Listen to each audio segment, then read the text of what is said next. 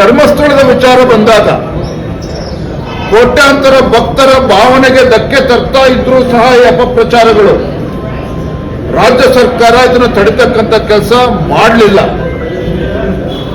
ಇದು ವ್ಯವಸ್ಥಿತವಾಗಿರ್ತಕ್ಕಂಥ ಷಡ್ಯಂತ್ರ ರಾಜ್ಯ ಸರ್ಕಾರದ ವತಿಯಿಂದ.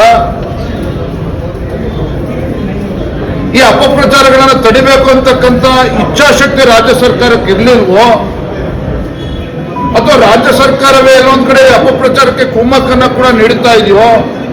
ಇವೆಲ್ಲ ಗುಮಾನಿಗಳು ಇವತ್ತು ರಾಜ್ಯಾದ್ಯಂತ ಅಥವಾ ರಾಜ್ಯದ ಅಸಂಖ್ಯಾತ ಭಕ್ತರಲ್ಲಿ ಚರ್ಚೆ ಆಗ್ತಾ ಇದೆ. ನಮಗೆ ರಾಜ್ಯ ಸರ್ಕಾರದ ನಡವಳಿಕೆ ಬಗ್ಗೆನೂ ಕೂಡ ಈ ಅಪಪ್ರಚಾರದಿಂದ ತಡೆದೇ ಇರತಕ್ಕಂಥ ವಿಚಾರದಲ್ಲಿ ನಮಗೂ ಕೂಡ ಅನುಮಾನಗಳು ಕಾಡ್ತಾ ಇದೆ. ಯಾವ ಯಾವ ಸಂಘಟನೆಗಳು ಇದರಿಗೆ ಶಕ್ತಿ ತುಂಬುವಂತ ಕೆಲಸ ಮಾಡ್ತಾ ಇದ್ದಾವೆ, ಇದನ್ನ ಬಲಿ ಹಾಕ್ತಕ್ಕಂಥ ಕೆಲಸಕ್ಕೆ ರಾಜ್ಯ ಸರ್ಕಾರ ಮಾಡದೇ ಇರತಕ್ಕಂಥ ಸಂದರ್ಭದಲ್ಲಿ ಭಾರತೀಯ ಜನತಾ ಪಾರ್ಟಿ ನಾವಿವತ್ತು ನಿರ್ಧಾರ ಮಾಡಿದ್ದೇವೆ.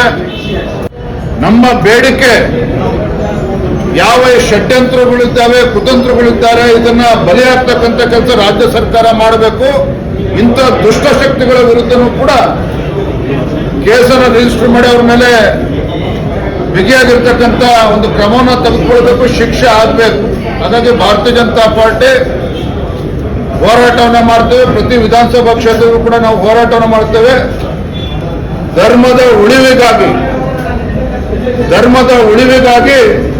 ಧರ್ಮ ಯುದ್ಧ ಇವತ್ತು ಘೋಷಣೆಯನ್ನು ಮಾಡಿದ್ದೇವೆ. ನಾಳೆಯಿಂದ ಮುಂದಿನ ಒಂದು ವಾರ ಎಲ್ಲ ವಿಧಾನಸಭಾ ಕ್ಷೇತ್ರದಲ್ಲೂ ಕೂಡ ನಾವು ಪ್ರತಿಭಟನೆಯನ್ನು ಮಾಡೋರಿದ್ದೇವೆ.